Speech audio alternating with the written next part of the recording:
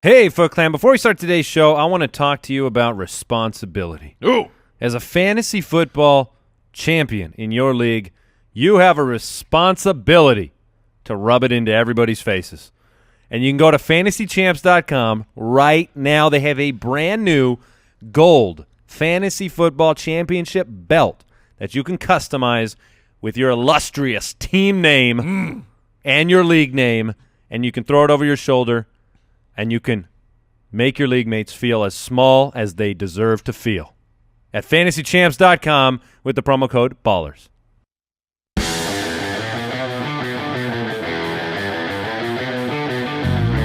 Welcome to the Fantasy Footballers Podcast, coming to you from the Redraft Studios with your hosts, Andy Holloway, Jason Moore, and Mike Wright.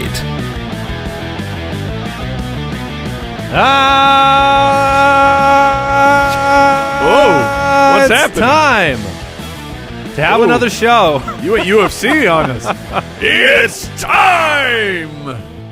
Now, I'm ready to have a show. Mike, you seem exceptionally ready for a show. Now, Hold. I'm ready. okay, I knew that. And Jason, Yeah, I Jason just ate had a piece of a cracker. some crackers, and I was warned to not eat dry 'Cause crackers it's- right before a it's- show where you talk for an hour, and I said, I'm fine. It's 8:50 in the morning, and we hit the record button, and he takes a bite of a cracker.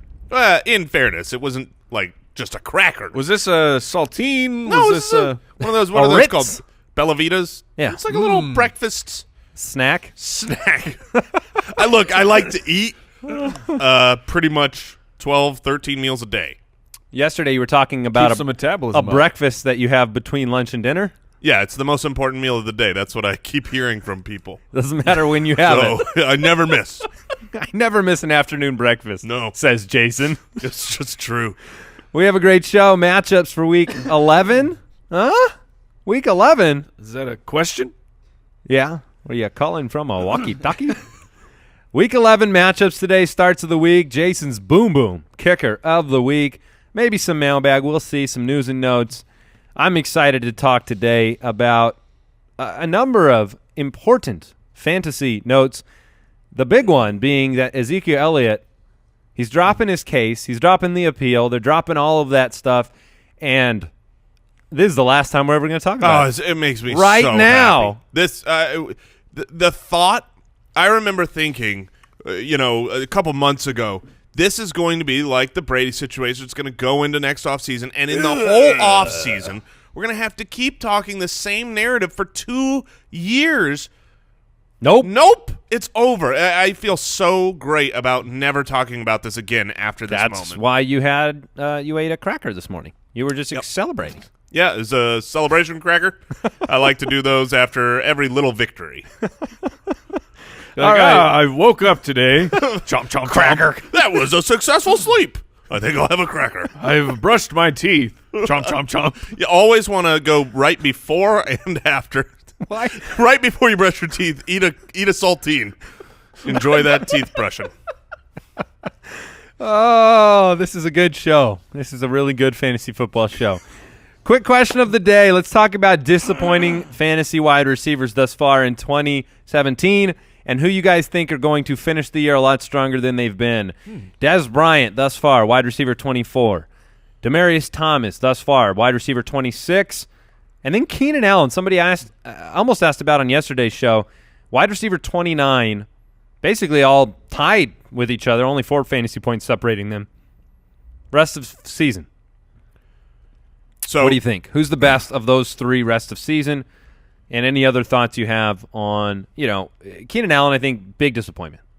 Yeah, I mean, the nice thing about Keenan Allen versus Dez Bryant, if you're just looking at 2 of these 3, Keenan Allen didn't cost you as much. I don't think the disappointment, I mean, you're talking about the wide receiver 24, the wide receiver 29. One of those guys was back end first round, or the second, and then Keenan would often fall into the 4th round. And he got off to a hot start, which is why I think you're disappointed lately. That being said, Dak is the much better quarterback than Phillip Rivers, but the schedule coming up, I think, for the Los Angeles Chargers is really great for the passing game. I mean, you've got so Buffalo this week, maybe not the best, but then you face Dallas and Cleveland, and you got games in the playoffs against Kansas City and the Jets. I really like those matchups for Keenan Allen, and I think so that's your vote? That's my vote. I would go Dez if it weren't for his current injury worries. I'm going to vote Demaryius Thomas. Scored in Really? a couple weeks in a row. Oakland, Miami, New York, Indianapolis, Kansas City in Week 17. But 4 of those matchups, solid. Yeah, I'm going to go with Demaryius because Even with the quarterback situation. That's exactly why I'm going with Demaryius Thomas, is because Brock Osweiler, he not only does he target Demaryius Thomas just all over the field, when they get into the red zone, Demaryius Thomas is his go-to weapon. And I know that he was the tight end machine in Houston, but you go back to when Brock was playing games in replacement of Peyton Manning, he would go to Demaryius Thomas and throw touchdowns to Thomas. And would we have 2 games of Brock Osweiler starting? That's correct? Yes. 1 touchdown per game with Brock Osweiler as the quarterback. So this is a projecting thing of if Brock is the quarterback the rest of the year, which we certainly don't know that. Paxton Lynch has officially been moved to number 2 on the depth chart. They could go to him some point. I think that point's going to be quick because you say 1 touchdown a game. Yeah, that's what Demaryius Thomas is doing. That's also pretty much what the Broncos are doing. While Brock Osweiler has only thrown 1 touchdown each of those games.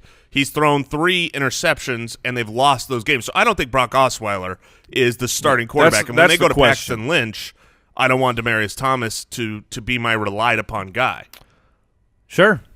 Look, the reason that they are at 26, 24, 29, they all have some warning signs. Some warts. Some warts. Need to get that doctor. Good vocabulary, Jason. You should have a cracker. The wart remover? I should just have a cracker pile. The best player in that group is probably Dez. Dr. Scholes? And the best Yes. quarterback is Dez. But nobody picked him. nobody picked him. I think. Because we're all kind of like meh injury about concern. Injury plus no Zeke. Well, the question for me is, if Brock Osweiler is the quarterback for the rest of the season and you feel like that's going to happen, it's Demaryius. Otherwise, it's Dez Bryant for me. All right. We talked about the big news, Zeke withdrawing the appeal. We just talked about the fact Paxton Lynch was moved up on the depth chart. Otherwise, you're not really looking at any headline news. We'll get into in or out on the show tomorrow, and we'll talk about some of these players like Phillip Rivers, Danny Amendola, limited in practice, whether we think they're going to play, Sean Kaiser. There was a bit of news that came out about Aaron Rodgers. He took snaps from a trainer. He's eligible in Week 15 and hoping to return. But obviously, this is a David Johnson situation. You don't come back unless you're in the playoff hunt. I definitely, in my head, heard you say Aaron Rodgers was taking snaps from a train. Harder to do. Yeah, it was super I mean, difficult. that's how you get ready for the NFL. I was going to say not recommended after collarbone surgery. That's Dare I say never been done. It has now because you just announced it. I would say that you might have buried the lead. There is one pretty big headline news story that we did not yet get to, which is the Megalodon is coming. Megalodon. The Megalodon episode next week. Enjoy your Thanksgiving football with the Megalodon. You feast on the Megalodon, and then you feast on the Thanksgiving dinner. Well, here's what you do. You listen to it.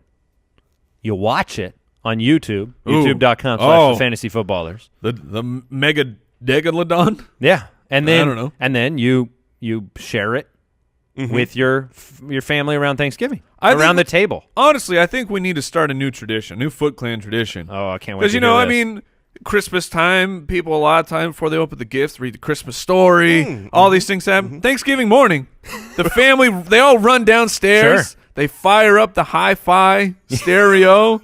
You sit around in your PJs and you listen to the Megalodon episode as a family. So we are overtaking the Macy's Day Parade. Is this yeah, correct? yeah, get out of my face, parade. I've had enough with your floats. Old busted. Yeah, it's the new hotness, and that's getting ready for the 3 Thanksgiving games. How effective do you think it would be for us as a business if we could release all of our podcasts on vinyl, like every day? Oh, man. Not very effective, but worth it. Putting it on wax? Well, you said, look, you put it up the hi-fi. I figure you got the vinyl system in there. I don't know if the world is ready for the smooth tones of my voice on vinyl. I think shipping is going to be a problem. Shipping. No, you do one of those Columbia House things. You get 12 episodes of our show on vinyl, and all you have to do is buy another 6 at $199.99 each. 20% of our audience got that reference. Columbia House? Yeah. What is it, BMG? Yeah, whatever. Okay, moving on. Twitter, at the FF Ballers, thefantasyfootballers.com, and then the communities, jointhefoot.com. Come hang out with us at jointhefoot.com. You can give us feedback on ideas like podcasts on vinyl. Mm-hmm. We listen. We may not do that if you tell us not to do it. Let's talk forecast. Fantasy Forecast. The more I think about the economics, the less I think it's going to work. Yeah. It was a good idea. It's too bad. Because that's a fantastic idea. It's such a good idea. All right. Let's talk. You get your Week 10 news in Week 12. Yeah, at best. At best. Yeah, if everything goes according to plan. It's too bad we don't get to have previous seasons that are like, relevant. The hits? Oh, get the Remember this good old hit that Remember- started the week from Week 7? Yeah, 2014. All right, the Lions. We're talking matchups. All right. The Lions, they take on the Bears in, what is this, in the Wizard of Oz? What? I think he's going with the reference of the Lions and Tigers and Bears. Oh. 41-point I gotcha. over-under. The Bears are 3-point underdogs. That was deep. And, well, what do we think the big takeaways of this game is? Who are you excited about? Who are you not expecting much from in this matchup? You got to continue to be excited about Golden Tate, 56 receptions on 71 targets. I mean, that's basically a 79% catch rate. That is best in the NFL. He has absolutely gone nuclear hot these past few weeks, about a month of incredible play from Golden Tate. So that's what you're excited for, honestly, on the Detroit side. Because meanwhile, while that's Golden Tate's a sure thing for the Lions, I don't think anything else for the Detroit Lions is a sure thing, fantasy speaking. It's a division game. It's on the road. And the Bears' defense is quietly sneaky good. They're allowing the fourth least points to the quarterback position, the fourth least to the tight end. I'm sorry, Jason. That Eric Ebron's probably not in that stream-worthy. Well, we're talking about camp. starts of the week today, so we'll see if we talk about him. Oh, I hope Spoiler alert: we are not. we are talking not. about All Eric right, Ebron. fantastic. But so that's what I'm excited about. And then what am I watching for? I'm watching for, can Marvin Jones come back, or will the smooth routes continue? Now, will the smooth routes continue to take away? So there smooth. it is. It's so smooth. It's very important that Kenny G become a fantasy relevant player. I have some worries. I didn't learn to play the saxophone for just a couple of weeks. That was Andy playing the sax there. That is right.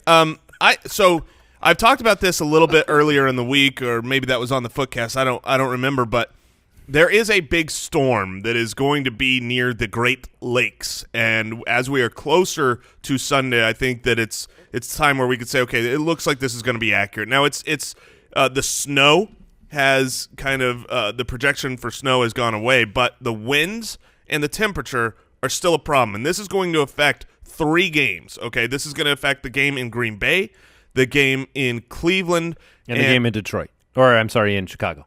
And the game in Chicago, yes. So this is one of those games where you're going to have low temperatures, possibly in the 20s, and winds about 15 miles an hour or up. So you're kind of and for fantasy players, the data says that there's 2 kind of markers of where the passing game takes a big hit and the rushing game, the attempts go up in the rushing game. One is once it drops to about 20 degrees. That's that. So weather-wise, that's one, and then wind-wise, it's about 15 miles an hour. So you're getting close to those numbers, but both of them in the same game. So I think I temper a perfect storm. A perfect storm.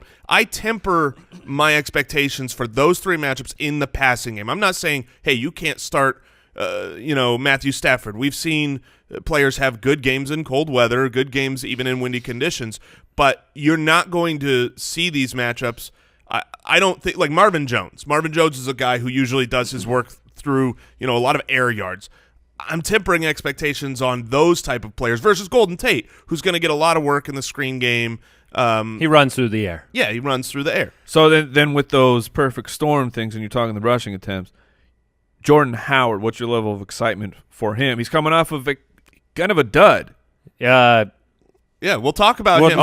We're moving him down. We're going to talk about him during the starts of the week. All right, well, let's talk about Benny Cunningham versus Tariq Cohen just real quick. Let's just talk about the reality that Benny Cunningham is playing ahead of Tariq Cohen. And that's exactly what I mean. You can drop Tariq Cohen. Yes. Yeah, I think you can. He basically, John Fox came out and said, look, Benny Cunningham, he's seen protections. He knows how to protect on third down. And Tariq Cohen, explosive as he is, apparently, John Fox is content with 13.9 points per game. Second worst in the league. Of course he is. Let's get the weapons. What we didn't even talk about on Monday? Let's get the weapons off the field. Was John Fox with the worst challenge in the history of the NFL when he thought, he's like, oh, no, my player, he got in because the refs called him out on the 4 on this diving touchdown play. Mm-hmm. And then the replay quickly shows obviously he was in, except he was bobbling the ball as he was diving into the end zone and hitting the pylon, which anyone who knows NFL rules knows that this is going to be a touchback. But nope. Yeah, what is happening with John Fox? Because he has no one. He has no one helping him out to say, Mr. Fox, don't challenge that play because we will go from getting the ball 1st and 4. First and goal from the 4 to giving the ball away. Congratulations, Now, before John we move on from this game, I do think Amir Abdullah is an okay play as well. The running game is going to be more important. The Bears, while their defense has been great against quarterback, against tight end, they're middle of the pack, maybe even lower when it comes to fantasy points given up against the running back. So I think this will be a lower scoring game, but you're going to see two teams that are going to need to run the ball here. You better get in the end zone if you want him to be relevant. I'll tell you that. Fair. I'm going to say it. I'm going to say it right now. Uh-oh. He stinks. Oh. He stinks. You will live to regret the day you have said that he stinks. As soon as he gets over 50 yards rushing, I'll be happy. All right. Okay. 53 yards. Last week. 53 yards. Okay. So you already regret saying it. Yeah. Okay. Let's move on. Jags, Browns in Cleveland. 7.5-point underdogs are the Browns. 37.5-point over-under. Look, Vegas and myself, we expect this to be a run-heavy game. Look, not only do the Browns struggle to move the ball, but you're not going to have an opportunity in the passing game against these otherworldly DBs from the Jacksonville Jaguars. I expect Leonard Fournette to be fed the rock early and often, assuming his health is in place. I expect this to be a ground-and-pound game, a defensive game. I would not be surprised if Jacksonville shut them out. So, look, Isaiah Crowell's looked a lot better over the last few weeks, gotten the ball plenty of times, but it's not going to be pretty for anybody on the Cleveland side. There's really not, from a fantasy perspective, there's no one to talk about on this side because I wouldn't touch anybody. On the Cleveland Browns side? On the Cleveland Browns. Yeah, I can agree with that. My big question for this game is Leonard Fournette. This is not a question of do you start him? Of course you do. But the matchup is tough. The Browns' run defense, we've been talking about this all year. They're actually a solid unit. However, they have lost Jamie Collins, linebacker. They're giving up the 8th fewest points to the running back position. And Leonard Fournette, 17 for 33 against the Chargers, looking sluggish, looking like he's been out of football for a month. So can he bounce back in this particular matchup? I think so. Yeah, I do too. Yeah, I think it's going to be volume, and then if you give Leonard Fournette volume, they gave him 17 carries last week. I understand, but I'm saying what we've seen from him this year is that volume equates to an explosive play or two from Leonard Fournette that makes your fantasy week. And so, yes, last week in a vacuum, it was, dare I say, Abdullian. Sure, last week, but that's not the standard by which I'm going to judge Leonard Fournette here in the past or in the future. Leonard Fournette is a much more explosive player than we saw last week. And, yes, I realize that the Browns are, I think, giving up the 8th least points to the running back. But, Bortles will do enough in this matchup to keep them honest. I like Bortles in this game. So Marquise Lee, you need to monitor whether he's active. He hasn't practiced recently, but still played. Yes. I expect him to play. As do Alan I. Hearns is not going to play. And we expect D.D. Westbrook to be activated for this game. Who I think is a really good player. That'll be helpful. It'll be helpful in the sense that having the speedy guys, again, this is one of those 20-mile-an-hour wind games, so the deep ball might not work as much, but Marquise Lee, D.D. Westbrook, you got some real speed there that can easily burn Cleveland DBs. And before we move on, I also want to mention that because, Andy, you said you wouldn't really want to touch anyone from the Cleveland side. I believe Duke Johnson is completely safe. I mean, you're getting a guy who is getting 10 carries plus 5 or 6 receptions a game, and I just think he's safe as a what?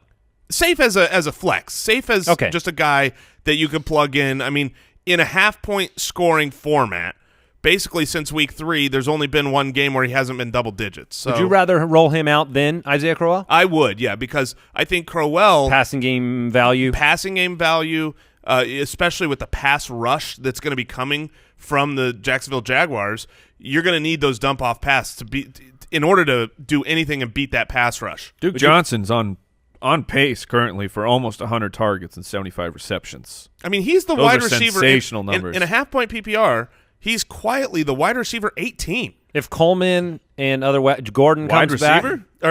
Running back. He's basically a wide receiver. Sure. I've been saying that for a while. Does it change if Coleman and Gordon get involved? It could. I mean, this has been without Corey Coleman, who is back for this game. You're not going to touch him this week against Jacksonville. I think Corey Coleman.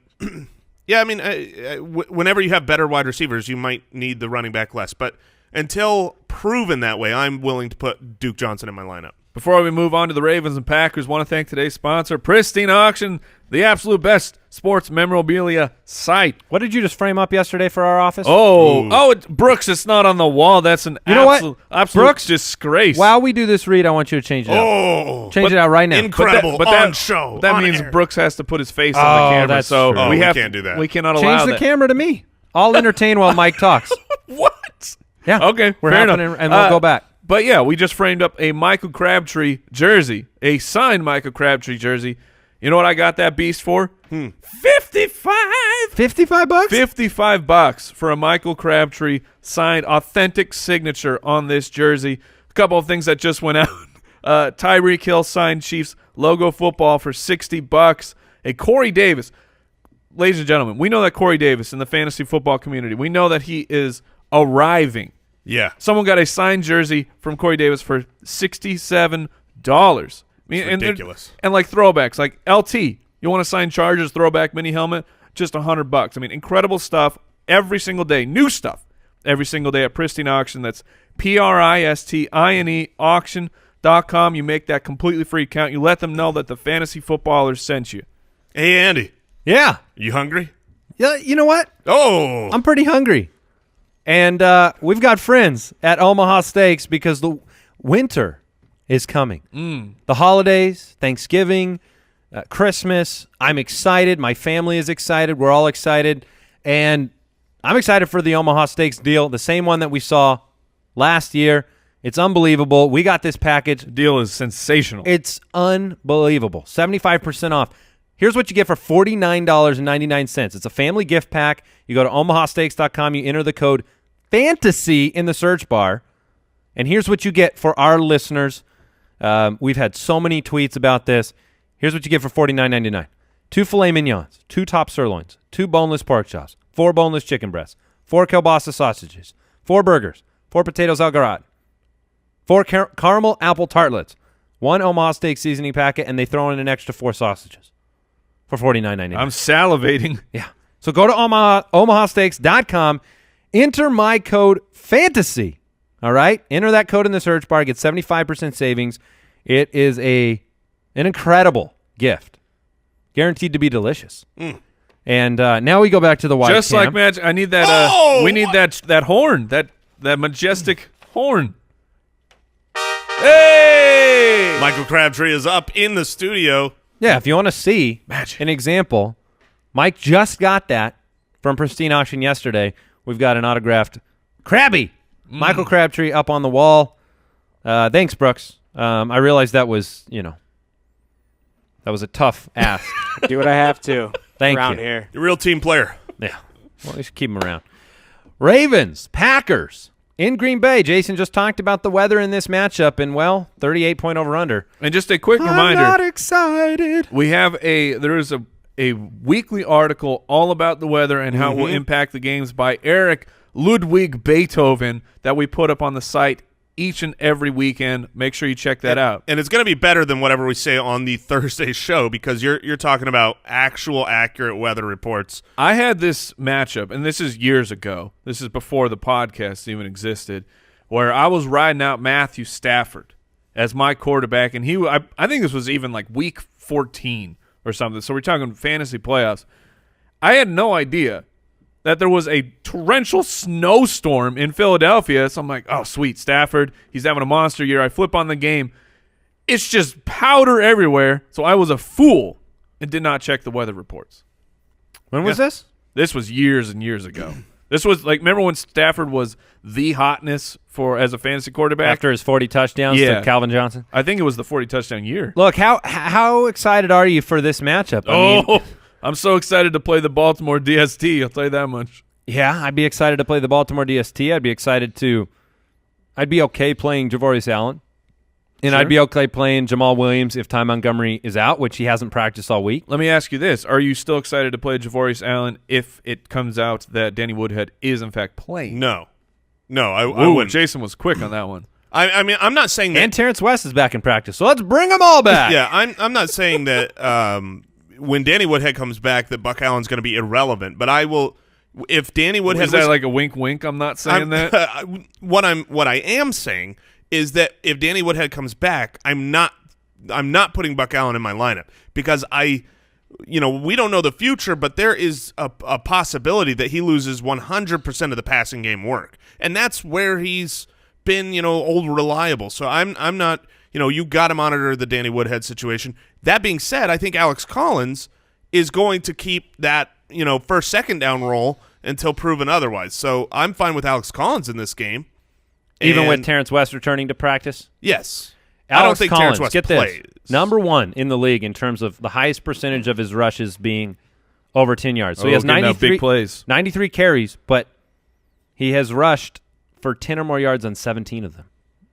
It's pretty good. Impressive. He's a rumbler. Yeah. He can rumble downfield. Packers defense has allowed passes of 20-plus yards on 32 of 295 attempts. That's one of the worst totals in the league. Is there any upside for the pass catchers in Baltimore, in Green Bay, in the weather, in this game? Joe Flacco's throwing the ball. Hey. Are you excited about playing Jeremy Maclin as a flex? Not excited. Yeah, I'm not but excited I think you it. can do it. You're willing to click the button? Yes, I am willing to. This is one of those deals where if you don't have any better options, he is a startable asset. But you're not projecting much for him. All right, let's talk about this game in Houston. All right, this is a pick'em game right now. I think that's because, look, the Cardinals, the Texans, they have quarterback issues. The Cardinals are 4-5. They're taking on the 3-6 Texans. The season's falling apart for the Texans. It's on its way for the Cardinals. 40-point over-under. There was some news this week. I think people are curious. David Johnson got the cast off, getting some range of motion back. He is very ambitious to play this year. David Johnson does not want to miss the entire season. Yeah, well, the players want to play. But Yeah. I can't imagine. But is there any fantasy relevance there? Yeah, I can't imagine a scenario where he comes back to great fantasy relevance or the team allowing him back. I don't know. Maybe because the Cardinals, they're still technically in the wild card hunt. This is a matchup that they can win on the road playing against the Texans, and that would put them back at 500. Crazy things have happened. Now, guys, I'm not counting on it, though. I just saw we got a 1-star review on iTunes Oh, no. Impossible. because we recommended David Johnson. Oh, well, Wait. we and the world. Yeah. What? Yeah. Well, It Oh, said, it's they a little said late. There's week 11. This one could have come in a man. little they earlier. said before I listened to you, I always made the playoffs, but you guys recommended David Johnson. Now look at me. Well, I apologize. I apologize for the sadness sorry. that has taken over that person's soul. It's because you guys are homers, right? It's because we're homers. Oh, yeah. Thanks, Brooks. Blaine Gabbert, Drew Stanton. We still don't know who's starting. A decision's supposed to be made we're starting all the Cardinals tomorrow. I recommend all of them. I pumped the brakes on Larry Fitzgerald. You don't touch another pass catcher there, really. And so do you feel confident starting Adrian Peterson as an RB2 this week against the Texans' #1 ranked against fantasy run defense? No, I don't. I really don't. It's on the road. I mean, he's going to be an RB2. You've seen the volume, right? This past week, when I pumped the brakes on Adrian Peterson, he still had 21 carries, which is great. This is a longer week of rest. Part of my argument was not just that they're playing against the Seattle rush defense last week, but it was that he had a very short time after 37 carries to rest his body. Now, because of that extra short week last week, and they played Thursday night, he's got an extra few days to be prepared for this game. So I'm not excited to play him because the Houston Texans have a great rush defense, but he will get enough volume to be an RB2. So I'm not saying don't play. It's a game script thing there where, I don't know if he's going to be that successful. The blueprint for beating the Cardinals is obvious. You just stop Adrian Peterson. They can't do anything else.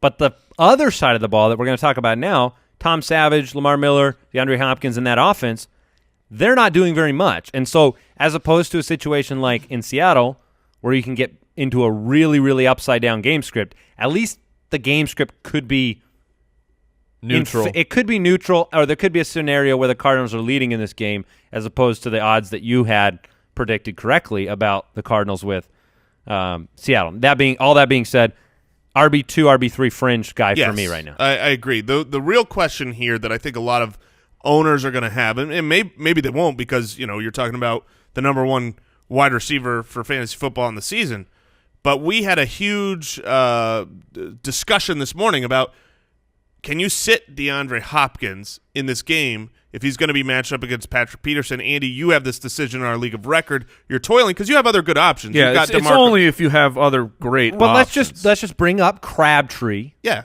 Who is my start of the week at the wide receiver position this week. And you bring up Crabtree, he plays New England. Then you bring up Hopkins, and I'm looking at myself and I'm going, this is a must-win. Do I possibly, the start your studs philosophy, right? You always put Hopkins in there. But the variables to this equation, not only is there the Tom Savage variable, who, by the way, if he comes out and I think he plays poorly in the first half, you could have a complete switch halfway through this game. I thought it was going to happen last game after 4 turnovers. That's a variable. Patrick Peterson. Look, Hopkins doesn't move into the slot the way Doug Baldwin does. We looked up that line. Yeah, he'll be shadowed by Peterson. Now you go look at how Peterson's done against the wide receiver ones on the year. He's faced Dez Bryant, who was 2 for 12, but he had a touchdown. Right. Mike Evans scored his one play. He had a big play, but it wasn't on Peterson. Right. You had Alshon Jeffrey completely shut down by Patrick Peterson. And you had Pierre Garçon shut down by Peterson. But you had a couple situations where they scored a touchdown. Hopkins #1 in the league in touchdowns. What do you do? Man. How do I ascertain? Because here's what's going to happen.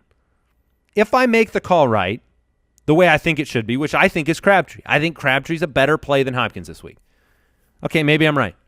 But if I lose with Hopkins on my bench, that's going to be a tough pill to swallow. The mental exhaustion, the mental game certainly factors into it. But I think when in your particular situation, which other people may have that as well, because Crabtree's was a 5th, 6th round pick, Crabtree falls into start your studs. Right. For me. So I'm okay playing Crabtree in a much better situation, a better matchup than Hopkins. So I would play Crabtree over Hopkins. But other than that, there's not a ton of guys who I think fit into that the category of start your studs who you probably have multiple ones of them. Would you rather play Hopkins at home against Arizona and Patrick Peterson, or A.J. Green on the road against Denver? Green.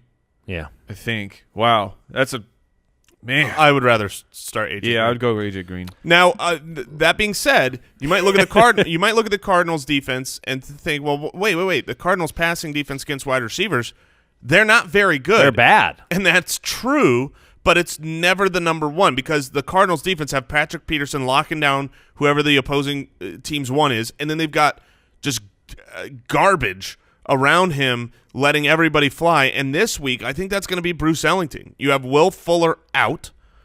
He's not playing this week. That's kind of what the reports have been. Right. And Love Bruce Ellington, who was, a guy that I think 2 years ago before he got injured, Matt Harmon was really high on him.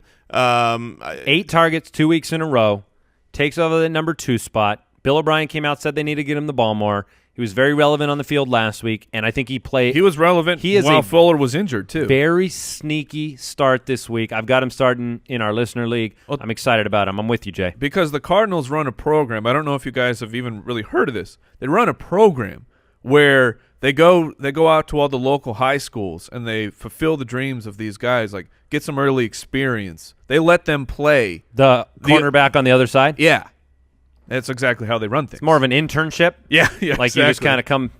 You want to play across from Patrick Peterson, see what it's like? All right, so that being said, what do you think of Lamar Miller? What do you think of Fedorowicz back in the tight end rotation there? Yeah, I'm not excited about Fedorowicz because you also have his name is escaping me right now. Anderson. Anderson. Steven Anderson. Oh, well, that's why. There you go. So it's not like I'm not back with the Mad Hatter. Lamar Miller, I think he's fine as the volume play. Both of these teams, the Cardinals and the Texans, are good fantasy speaking against opposing running backs. I wanted to circle back quick to Larry Fitzgerald while you have pumped the brakes on him, because I got a question in on Twitter that said, okay, Andy's pumped the brakes on Fitz, and Juju is a name who's been talked up on this show because we think he's emerging. But the rankings do say we would play Larry Fitzgerald over Juju Smith-Schuster, over a guy like that. So I just wanted to, while you're pumping the brakes, I want you to illuminate that a little bit. We'll talk about those guys. Like, would you play Parker or Keenan Allen or these types of guys over Fitz? Yeah, it's very easy to look at the Texans defense and see what they're giving up to the wide receiver position on the year and make Fitz an auto start in that situation. And I'm okay with that. If you want to roll with Larry Fitzgerald, that's fine. But we looked at it yesterday. The home road splits are massive. 12.2 fantasy points per game home road split for Larry Fitzgerald. Better at home. Better at home. Yes. He's on the road in this game, and then you have the variable of the Cardinals quarterback situation. For me, it was just it's a confidence level thing. What do you need from that position? What's the better upside? Those are the things that determine Juju versus Larry Fitzgerald. Who do I think has the higher upside this week? I think it's actually Juju Smith-Schuster. Oh, for sure. Yes, he's the 2 in that offense, but you're playing a Tennessee defense that gives up a lot of points. And he's at home. What's the ceiling for the Cardinals on the road here? Are you scoring 20 points? I think Pittsburgh can score 35 points. At least that's the upside there. So, look, you're mitigating risk. Maybe you're saying I want to guarantee myself, 5 for 50. I think Larry might be a better guarantee at 5 for 50 than Juju is. But this week, I lean Juju for the upside. And it's really hard to tell with a new quarterback. I know we said we don't know who's going to be the starter, but it's going to be Blaine Gabbert. Right. The news from Stanton, if you look at him talk, and it's like, what percent are you at? And he's like, I can't give a percentage. It's probably would be about as bad as my completion percentage right now, is what he said. 15. Is that what he really said? Yeah, that's what he said. But it does make me wonder, like, because of the Houston defense at wide receiver, maybe John Brown is another sneaky play, kind of like the Bruce Ellington, John Brown. I think we saw some of that in preseason. Yeah, we'll see. You're not going to feel good about it. No. I'm excited for this game. The Rams and Vikings, Jared Goff, Case Keenum, both teams 7-2. Vikings, 2.5-point favorites at home. I apologize. I would play Big Gresh, though. If you're in a desperate situation, even with them going, you always to say that, but I don't know if everybody knows who you're talking about. Oh, thank you, Jermaine Gresham, Big Gresh, tight end for the Arizona Cardinals. Yeah, getting more involved. Okay, can we talk about this other more exciting game? Yes, this please. is a much Vikings Rams. Vikings 2.5-point favorites. Revenge game. 46-point over under. Yeah, Jeff Fisher's not there. His revenge game is going to be different. Yeah, wherever Jeff Fisher lands someday. But we've talked a lot about Goff this week. Gurley, number 1 running back. He's locked and loaded. Robert Woods in the midst of a a fiery fire streak. Got to stay in the flames. Oh, with those fiery fire streaks. Yeah. Oh man, well, what? So fiery. Look, I mean, if there's one thing that's gonna go up on fire sometimes, It's fire. unfortunately, it's the woods. Oh, So Robert Woods. The woods are burning. I mean, it's a forest fire right now. Mike is out of control. Oh, Somebody asked Jay Grizz on Twitter whether to start Robert Woods or someone else. But someone else, and yeah. he responded with a picture of the woods. And he was And very he was dead very- on accurate. It's just the best part of that whole interaction was Andy's scrunched up face when he realized what he had said. Fiery fire streaks. Come on. Get in on it. That sounds like a snack you'd buy at the 7-Eleven. This is coming from the fiery fire sticks? Yeah. Yeah. This is coming from the guy who said he was going to throw a bucket of fire on something the other day. And then the Twitter pictures proved I was accurate. One gift does not make you right, Mike. That's how I live my life. Look, the question in One this gift game at a One time. gift at a time. the question in this game is who do you not start? Because Thielen, Diggs, McKinnon, Murray, Keenum, Rudolph. That's 6 names on Minnesota that I'm fine Sure. with. Yeah. And then on the other side, Goff, Gurley, Woods, I think we're all fine with. Watkins, are you confident 2 weeks in a row with a score? Minnesota is tough, guys. We need some updates on Xavier Rhodes. Yeah, I can't find any updates. I think they're Xavier Rhodes, he is the shutdown defensive back for the Minnesota Vikings. Yeah, but Watkins is being shut down by his target count right now anyway. That's been the problem. That's fair. But he scored. So I'm actually okay with Watkins All in right. this game as well. The Vikings defense, while it's great against the run, it's still middle of the pack against the wide receivers. So any concern that Gurley's upside is pretty capped this week? Or Certainly. Okay. But you play Todd Gurley in this matchup, but you might need to adjust your expectations. Thielen over Diggs if you had to choose between the two? I would choose Thielen over Diggs right now, but I want both. I think you can start both.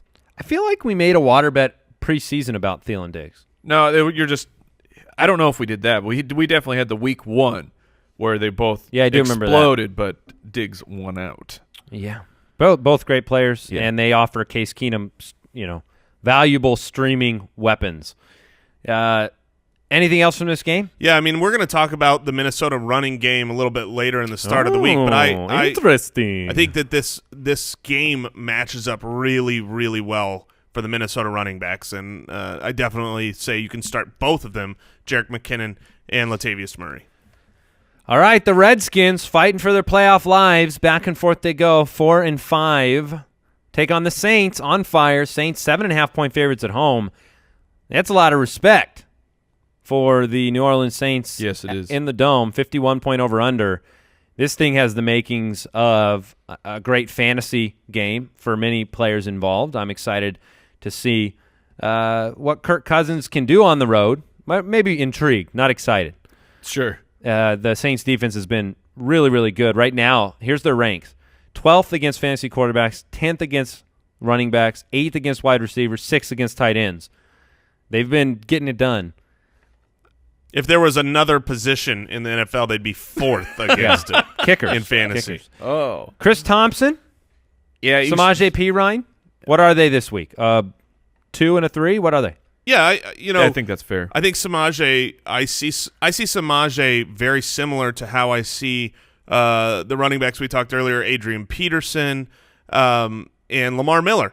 And Samaje. I think all three are not in good matchups, but they're going to get enough volume to be successful fantasy plays as that running back 2, running back 3.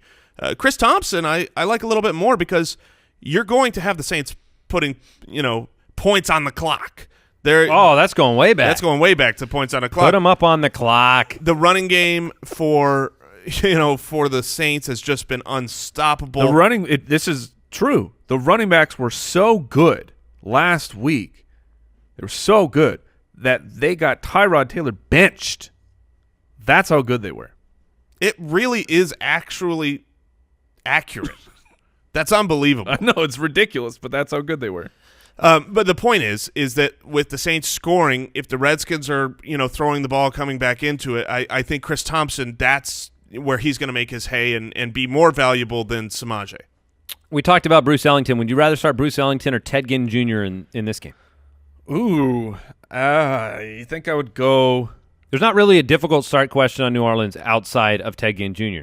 because you're not starting Fleener. You are starting Ingram, Kamara, Michael Thomas, and Drew Brees. I think I would go with Bruce Ellington. Would you? Yeah. I lean that way as well. Yeah, me too. All right. Let's be best friends. Kirk Cousins, you want to sit him this week? No way. I would still play him. He was one of the top quarterbacks in the league last week, fantasy-wise. Yeah, he's in a dome in a game where he's going to have to throw the ball. Vernon? Oh, absolutely. I mean, the Washington defense, 29th against the tight end. Jordan Reed did not practice Wednesday. I give a lot of credit to Jay Gruden for, there are things that we make fun of him for, but his teams tend to bounce back from defeat. And we saw this when they went up and stole a win in Seattle 2 weeks ago. I expect this game to be closer, dare I say. Oh no! Dare I say. Against the Saints? Your Saints? Andy's almost upset of the week. You don't feel good about it, do you? This is one of those ones. This is one of those ones where it's the line. 7.5 points. I think the Saints do win this game, but I think it's a good game. I think it's going to be a close one. So I have confidence that Washington's going to bounce back from the loss last week. So we'll get into the rest of the matchups tomorrow. We do a show every day. Every weekday. Every weekday. And a Periscope on Sundays. Yeah. And 2 shows on Thursdays. And 2 shows on Wednesdays. So many shows. And a DFS podcast on Fridays. Thanks, Brooks. And then Brooks has a show that's coming out soon too, right? It's called the Living Judge. with the Judge. The Judge. I was going with Brooks on Books. Brooks on Books? Yeah. I like Living with the Judge. I hope it's just day-to-day life. This is what you deal with when you wear only a robe. This morning I made some eggs. Put some salsa In my on. robe. Yeah, In my your robe. robe, of course. Oh, yeah, you wake in that robe. You go to sleep in that robe. Do you shower in the robe? In my robe. Yeah. I've gone to the water park with him. He's in a robe. It's dangerous when he visits windy cities such as Chicago. Yes, very Marilyn dangerous. Monroe. Yes. Yeah, Yeah. has there's- nothing on Judge Giamatti. There is a Monroe situation. You know what we should do? Starts of the week. All right. Starts of the week. Oh, I don't like the wind. Don't like the wind if you're a judge. My start of the week. He's like the wind. My start of the week, I'm going to start at the running back position. The aforementioned Jordan Howard. Ooh. 3 down weeks in a row, and he hasn't scored a touchdown since week 4. But I have confidence that he gets it rocking against Detroit. The one thing about Detroit is even if they win this game, and even if they win this game going away against Chicago, the way that Detroit scores is very methodical. They are not generally a big play offense. They are a dink, dunk, and bring it down the field offense, which means I think you have a slower path to a blowout than you do against other teams, which means I think Jordan Howard's involvement, his success, it's going to be there. I have confidence in him. I want you to have confidence in him. Start him in week 11. I'm going with Derek Carr for my start of the week this week. You've got a guy who has thrown, Send in the car. Oh. Send in the car. the classic send in the car with Derek Carr. Derek Carr, his 3 games before the bye, he threw for 1,000 yards over those 3 games. He was, he was on fire. He's coming off the bye, and he's playing against the New England Patriots and one of the higher over-unders. And this is, if you're not aware, this game is in Mexico City. So it goes down as a home game for the Raiders. It's not really a home game, but it also is a home game because, we've seen the Raiders there before. They are going to be the favorite. Tom Brady's going to get the lasers in his eyes from the fans. He may. Wasn't that reserved for Brock Osweiler? Isn't that what happened down there? Well, it's just so weird because he's a big target. Yeah, you don't need it with Brock, though. I don't know why they should have just let him see. Yeah. Because he could have accidentally completed passes. Oh, But the point is, the Yeah, he Patriots stinks. defense looks they've gotten a lot better over the last few weeks. Last week they only gave up 14 points to the quarterback position, but that was Brock Osweiler. So I think that the Patriots Without are going to lasers. score, and Derek Carr is going to score. It's going to be a high-scoring affair. Now, I'm not exactly sure where to go here for my initial start because Andy went running back, which we usually start with the quarterback, and then Jason went Yeah, quarterback. why'd you go quarterback? Because I didn't listen to you. Oh, okay. So then I'm going to go with my tight end start of love the week. it. Come on now. I love it. I'm going back to the tomb because it was rough. It was just a bunch of dead things in the tomb last week. But Mike. Yes, voice of public opinion. But I started him last week, and he got one catch. Yep. None of you have said his name. We haven't got there yet. Tyler Kroft, tight end for the Cincinnati Bengals. I get it. It was rough. Targets last week. were there. You made a good argument earlier this week. But Tyler Kroft gets to go up against Denver. They are giving up the second most points to the tight end position because it's tough in the streets for wide receivers against the Denver Broncos and their DBs. So often things are filtered into the tight end, and Tyler Kroft is talented. He is a goal line threat. I'm fine going back to this and streaming him again. All right, so you went tight end. Now what do I do? You got It sounds like we need a wide receiver. yeah. Michael Crabtree. Ooh. Pass-heavy game. You expect New England to be able to pile up the points against Oakland. He's coming off a couple down weeks, coming off the bye week. Hasn't scored in a couple of games. But look, for me, he's a top 10 play in this week's matchup. They're going to need him. They're going to use him. He's going to be great. Yep, I'm with you. Love Crabtree. Yeah, I'll stick with wide receiver because that would make a lot of sense. Devontae Parker this week, I really, really like Devontae Parker. Whenever you're playing against the Tampa Bay Buccaneers this year, the wide receivers are having a heyday. They are always outperforming the other competition when you play against Tampa Bay. And Devontae Parker, he came back, 5 for 76, 6 for 66, and 6 for 66. Oh, no. But I brought this up already, Jason. I do think that Devontae Parker has the downfield ability that is going to cause real problems for Tampa Bay. I love Devontae Parker this week, almost as I pretty much see him as a wide receiver one play. I would start. Interesting. I would fire him up for sure. All right, my Over wife. Landry? Yeah, Landry is going to be the If you're safer. calling him a 1. Yeah, I would fire him up over Landry for There you sure. go. I was looking at whether or not Devontae Parker or Jarvis Landry. If you look at rankings aren't always – it's so dumb because they're just linear. Sometimes you're factoring in – You gotta get upside You explained it and earlier. Your opponent. Right. What's the probability of outcome? Jarvis Standard Landry's not PPR. having a bad game, for sure. Devontae Parker could, but I think Parker has the much bigger game. I'm going with Sterling Shepard. He gets to take on the Kansas City Chiefs, who just Love it. they bleed points to the wide receiver position. On top of that, we saw him back from his injury, and he is, by de facto, he's the number one wide receiver on the team, and that went to the tune of 13 targets. Now, 11 for 142. That was against the 49ers, but like I said, the Chiefs are beatable at the wide receiver position, so I'm very confident in Sterling Shepard this week.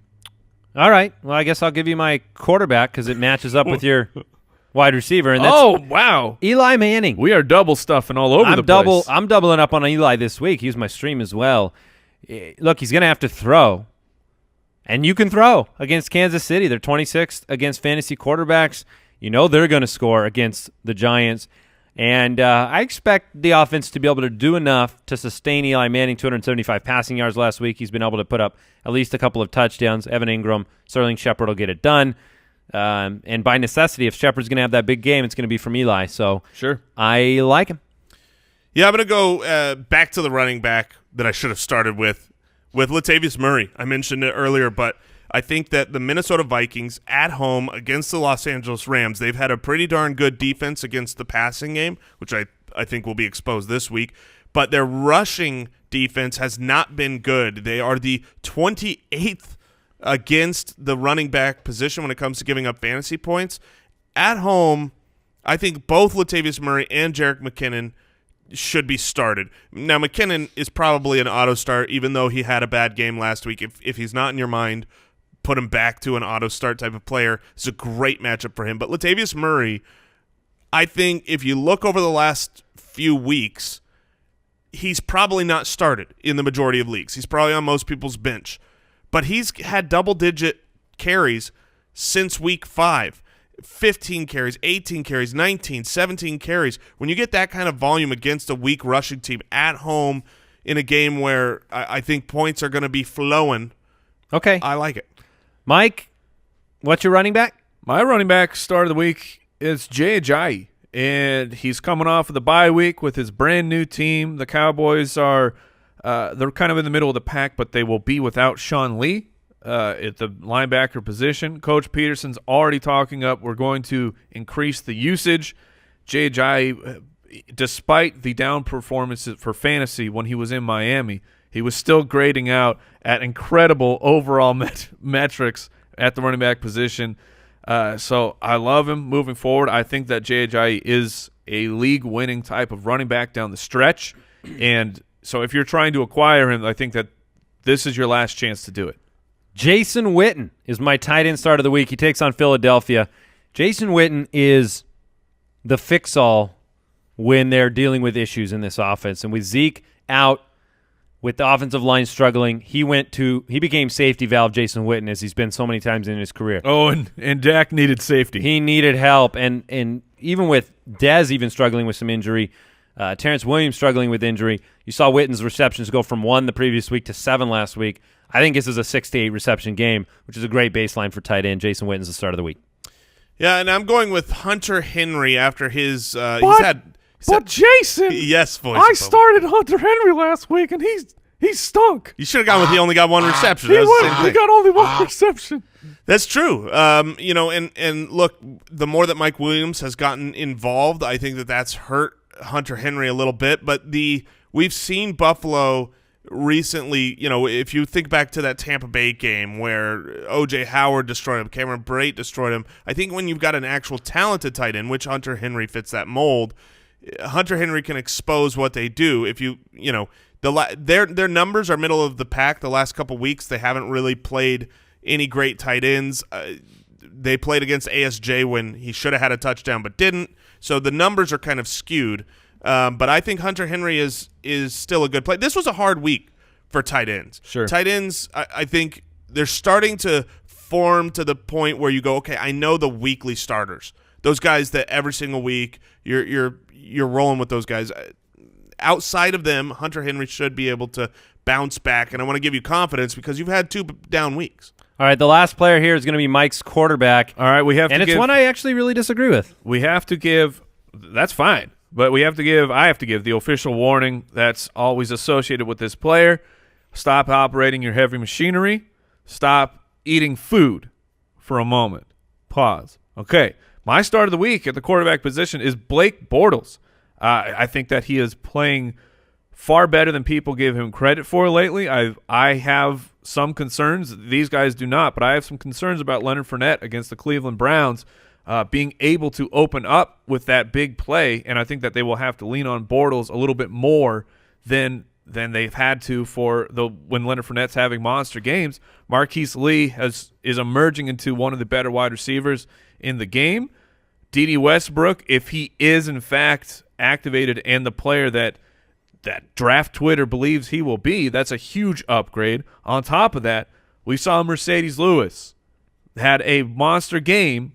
That in that London game, that trace touchdown games. Oh, he's playing the Cleveland Browns, one of the worst defenses against the tight end position. Mercedes Lewis is, in fact, worth DFS play. Worth DFS play, worth that if things are really nasty at your tight end position, he's worth a pickup and a stream. So I think that Blake Bortles is a stream-worthy start of the week. I want to run these back since we messed the order up. Eli Manning, Derek Jason Carr, messed it up. Blake Bortles, Jordan Howard, Latavius Murray / McKinnon, and then Jay Ajayi, Michael Crabtree, Devontae Parker, and Sterling Shepard, and then Jason Witten, Hunter Henry, and back to the tomb with Tyler Kroft, the Tomb Raider himself. And, of course, without further ado, there is only can't wait. one segment that we all look forward to each and every week from the poet, Jason Moore.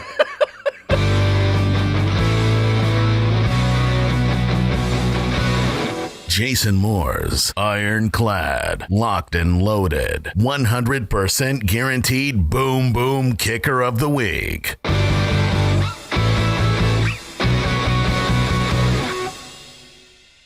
Oh, the kicker this week is sure fine. Because he's the number 1 kicker, Greg Zuerlein. It's pretty bad. Pretty Oh. good. It's pretty Nailed it. But how do you not take the opportunity to bring back up Greg Zerloin? Yeah, if you missed the Footcast yesterday that we recorded over at jointhefoot.com, I could not say Greg Zerline. As a You still can't. I really can't. All of a sudden, it's like this mental blockade. Why you say it like ZWER? Zwerline. Zwerline. Have you ever looked at his spelling? Nope. Spell his name. Zerline. Z. Wait. No.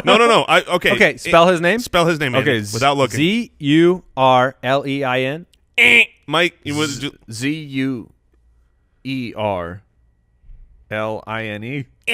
No, you're both very close. But I'm not telling you other than you were both wrong. Okay. Well, ZUEROLEIN. There you go. I had the ending. I believe it's I think if we actually combined ours, we pronounced- would have done it Yeah, right. that's right. It's actually pronounced Zwerline.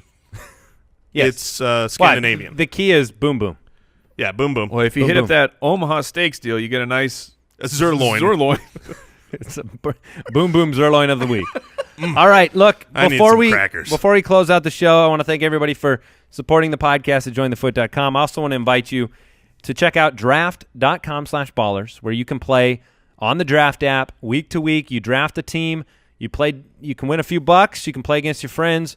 And Jason and myself, we're going to be out in New York for the World Series of Fantasy final table there with Draft, a great company doing great stuff. Mike has got his finger up. He said, one moment, please. Yeah, because Joey Sims got a bone to pick with this fella. We're not always able to get to the mailbag, but I think Brooks specifically put this one in to get me fiery because Joey Sims says, "Can any of you do a push-up?" And I'll have you know, Joey Sims, that we actually can do push-ups. We have been rocking. That is it. That is all we can do. We've been rocking out some push-up challenges here for the past month. All three of us. I will push you under the table. Worked up to 50 push-ups Yeah, in 50 one. in You're one darn go. right. Mike is the push-up champ at this point, I think. He did like 90 yesterday. We got to the 50 marker and then we quit. Now he's Check that. That's for the YouTubers. you're gonna turn people. Oh gosh. All right, stop. Thanks for listening. We'll see you tomorrow. Goodbye, everybody. Goodbye.